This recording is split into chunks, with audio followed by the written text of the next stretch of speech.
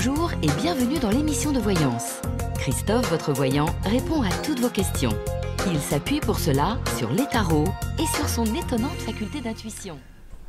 Aujourd'hui, en ce mercredi 24 octobre 2018, nous allons découvrir ce que la pleine lune de Taureau va nous apporter, quelles sont les incidences qu'elle va avoir sur notre quotidien. N'oublions pas une chose, c'est que des pleines lunes, on en a une douzaine, voire 13 par an. Donc c'est un phénomène astrologique récurrent, mais qui porte en lui des indices de transformation, des indices nous permettant d'avancer et d'éviter certains écueils. Alors, déjà, dans un premier temps, qu'est-ce qu'une pleine lune? Une pleine lune, sur le plan astrologique, correspond à l'opposition exacte du Soleil et de la Lune. Elle a lieu quand ces deux luminaires se trouvent au même degré dans un signe opposé. En l'occurrence, là, nous sommes sur l'axe Taureau-Scorpion. La Lune est en Taureau et le Soleil est en Scorpion. Que représente l'axe Taureau-Scorpion? C'est celui des valeurs, des plaisirs, de la sexualité, de l'argent et de la transformation.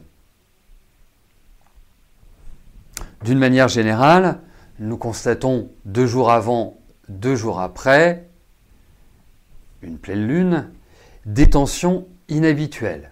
Il y a comme une sorte d'électricité dans l'air avec une vague un peu d'anxiété.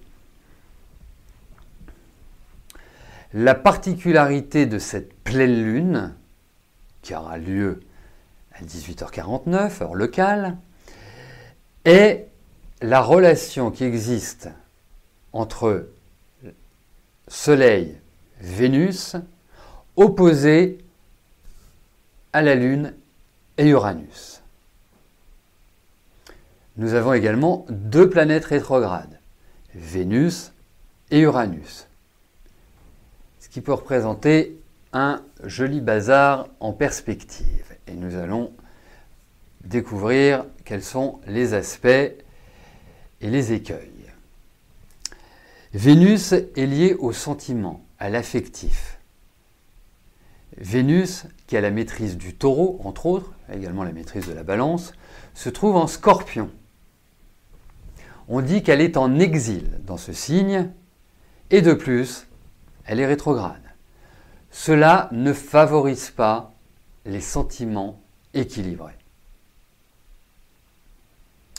Vénus rétrograde nous pose la question suivante. Comment aimer? Comment envisageons-nous la relation à l'autre dans son ensemble? Quand je dis dans son ensemble, ça peut être sur le plan amoureux, mais ça peut être sur le plan strictement affectif, amical, familial.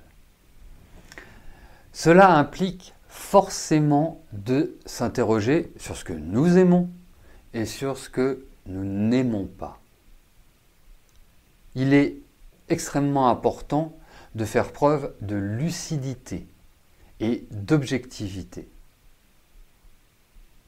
Vous le savez bien, la profondeur de recherche est inépuisable chez le Scorpion. Il est toujours prêt à décortiquer, à comprendre les tenants et les aboutissants. Nous devons, avec cette configuration, ni nous flageller, ni nous inscrire en victime. Soyons juste réalistes sur nous et sur notre part d'ombre, nos peurs et nos appréhensions. N'oublions pas également les aspects matériels qui aussi sont dominants avec cette position. Notre peur de manquer, notre sexualité, notre réussite. Alors, faisons une globalité de ce double aspect, cette double relation entre la conjonction Soleil-Vénus opposée à la conjonction Lune, Uranus. On peut ajouter à cela le sextile, et je dirais heureusement, le sextile que forme Saturne à Soleil, Vénus, et le trigone qu'il forme à la conjonction Lune-Uranus. Alors cet ensemble d'aspects pousse à une certaine impulsivité dans les relations, pousse à des décisions radicales. C'est une période de changement inattendu et une sorte de flottement sur le plan affectif. Que l'on soit célibataire ou en couple, nous pouvons être amenés à rencontrer des personnes qui sortent de l'ordinaire, qui sont différentes de nous, que ce soit d'origine, de religion, de couleur, de parcours. C'est l'idée de la singularité qui ressort avec cet aspect-là. C'est une vibration qui apporte également un trouble intérieur, qui nous donne envie de renouveler notre environnement affectif. Donc, nous souhaitons donner un coup de fouet à une relation existante. Cela peut être aussi source de rupture, de remise en cause des liens existants. Et surtout, ce qui est important, c'est de ne pas molester l'autre. Parce que quand on regarde les signes qui peuvent être affectés par ces positions, ce sont essentiellement les lions, les verseaux, les scorpions et les taureaux. Et surtout ceux du premier décan. C'est une phase, pour ces signes-là, où les blessures affectives peuvent réapparaître, où on peut déclencher en nous des ondes de susceptibilité qui peuvent aboutir aussi à des décisions extrêmement radicales. Donc le meilleur conseil que je puisse vous donner, et à votre serviteur également, c'est pendant les 15 jours qui viennent, voire 3 semaines qui viennent, c'est de ne pas être dans l'action immédiate par rapport au sentiment, par rapport à l'affectif. Autrement, vous allez percuter les murs à chaque occasion. Donc, j'oubliais un petit point, parce que quand on a des relations aussi fortes entre les luminaires, Uranus et Vénus, cela aussi peut ouvrir à des coups de foudre, à des coups de cœur, à des choses comme ça qui nous tombent du ciel en se disant mais incroyable. Après, étant donné les rétrogradations de ces planètes, il faut garder son quant à soi et ne surtout pas s'enflammer. Donc vous l'aurez compris, c'est une pleine lune qui est surtout axée sur les sentiments, sur l'affectif, sur notre façon d'aimer, sur aussi nos désirs, ce que l'on veut développer à travers un couple, à travers des amitiés, à travers la famille.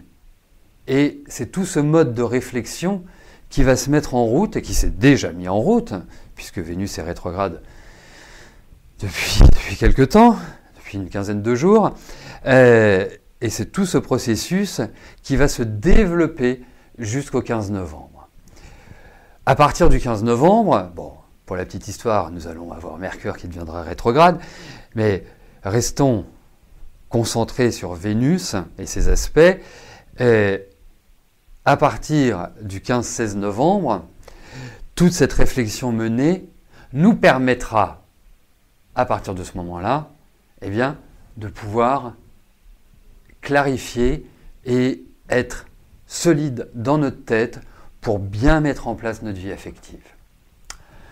Voilà, vaste programme. Alors bien évidemment, cela dépend de votre thème natal, hein, ça dépend de votre ascendant, ça dépend aussi de la place des planètes dans votre thème, mais c'est l'idée quelque part centrale des 15 jours, 3 semaines qui arrivent. Donc, allez-y cool, hein. Ne molestez personne. Lorsque vous sentez la moutarde monter au nez, vous montez au nez, eh bien, vous respirez un grand coup et après vous pouvez vous exprimer. Voilà.